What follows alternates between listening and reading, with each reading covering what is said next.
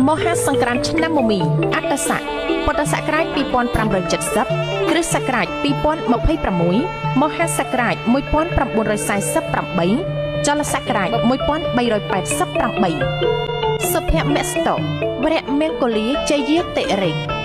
ព្រះពុទ្ធសករាជព្រះសាសនាអតិកន្តាកន្លងទៅហើយបាន2569ត្រឹមថ្ងៃសុក្រ15កើតខែពិសាខលុះដល់ថ្ងៃសៅរ៍1រោចខែពិសាខឆ្នាំមមីអត្តស័កតទៅចូលពុទ្ធសករាជ2570និងកណនីឆ្នាំមមីឥឡូវនេះ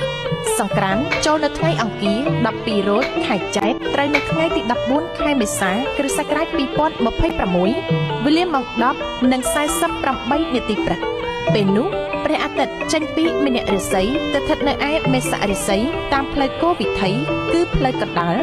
មានទេវធីតាមួយព្រះអង្គជាមគ្គនាយិកាព្រះនាមរាជសាទេវី